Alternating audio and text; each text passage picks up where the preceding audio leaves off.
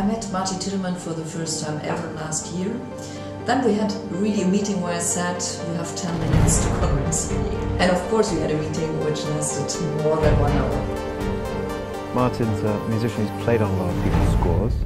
He's done his own records, but this one I think is most personal to him. I know Martin that I can't really remember how we entered each other's life. All it seems to me is like we've always been brothers in arms. He's played on a lot of my scores, a lot of Hans Zimmer scores. So much of my stuff turned into Martin cello concertos. Jack Sparrow, Pirates, The Joker, Martin Tillman. He's made a lot of other people's music sound good. Well, you know, I'm a simple man and Superhuman. I literally wanted to be an album where it's completely free of any predetermined styles and musical styles, and it was a lot of experimenting. Martin could have just sat there and played the cello beautifully for the rest of his life and we'd all be happy. But he had to go and do something extraordinary. It was incredible. I mean, we had 6 months of recordings, had over 90 people playing on the record. For me, Superhuman's mission is to, I think, just to reinvent fun. I mean, it's such a waste. Why do you go to a concert just to be seen? No, you should be going to a concert to feel how you have fun. Like, you should discover yourself, like, oh, that was great. All that I've said already is true, but this is truer. I think he's an old rock and roll dude. I mean, he belongs in a band.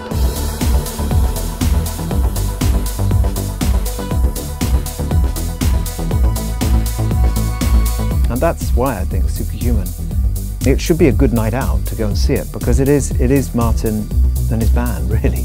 Who doesn't want to go and see a man who plays extraordinary music with extraordinary love in his heart, with extraordinary commitment? You know, and it's not, although the symphony may be involved, at heart, it's, you know, it's rock, really, and dance, yeah. Because it's really, I like both. I like the peace world, but also I like to rock out. It's, you know, it goes all in one circle. And it's the first time I can say, actually I did a record which I'm really damn proud of. You know, the vivacity of him playing the cello is quite unique, I think. I mean, people play the cello, but not like him. No. You know, if people say anything good about me, I'm nothing compared to the dedication that, for instance, Martin manages to find in his devotion and love for Eva. Eva has the disease, and Martin's tried to do what he can do about it. He's not a doctor, unfortunately, but what is he? He's a musician, so what can he do? So he's done this album and dedicated to Eva. Superhuman is our story. It started when I already was diagnosed with multiple sclerosis, and Martin asked me, my birthday was coming up, and he asked me a few months before what is it that I would like for my birthday. So then I said, well, you know, you're a musician, I love when you play music for me, so write me a new upbeat, happy tune. So I told her, I can't write you a happy song because all I do is Hannibal and thrillers and Black Hawk Down and all those Dark Knight movies, and I'm not made for happy music. I mean, because I just literally had no idea how to write a happy song.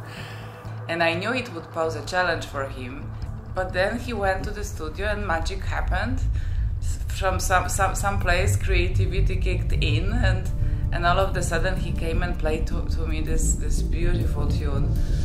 She loved it, and she said, look, you can do it. And I go, interesting. And then I sort of waited a year till it hit me, why don't I do an album?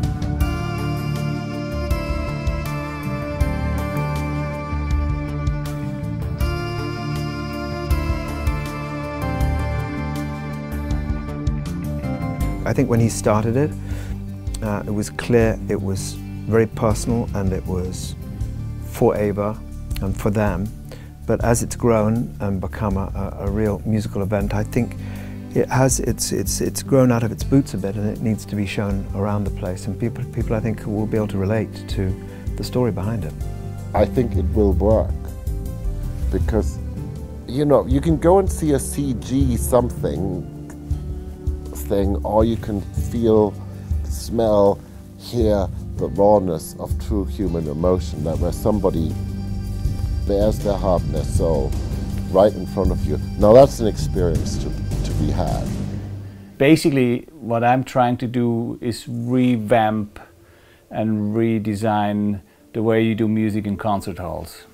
We need people who are telling us about the emotions, of course, of music, and who are very deep into different kinds and aspects and styles of music. And so I felt the Superhuman project could be a link which shows us the abilities and the deep emotion and the deep power which music has. Instead of a regular symphony, I'm imagining, since I'm a cello player, wouldn't it be cool to be surrounded with another 20 cellists? Imagine we're doing a line with electro cello and 16 or 20 cellists on top, and 2 or 3 timpani players, 5 or 6 horns, a black ballerina and an Asian breakdancer, and multimedia show. So I'm convinced that we have to try to find younger audiences, but it's really how can we attract people who have no access nowadays to us for different reasons, people who are not knowing what we are doing, and people who are absolutely keen to get a really close approach to classical music. You know, I still think fundamentally what puts it in a category of its own and sets it aside is the fact that it has him front and centre. You know, left to him, his devices, he'd probably be somewhere back left corner, but actually centre stage is where he needs to be, because I think the cello is such a ravishing instrument and he plays it so well. So what are we after in life? We're after having an experience, and I'm pretty sure Martin can do that for you. I know it will grow, and when we played in different sceneries and different venues, whether it's within a big orchestra or in a more DJ situation, and it maybe sounds a little arrogant, but I find this record came out really cool. He's a human being, and that's kind of hard to find sometimes. I think I married a very talented man.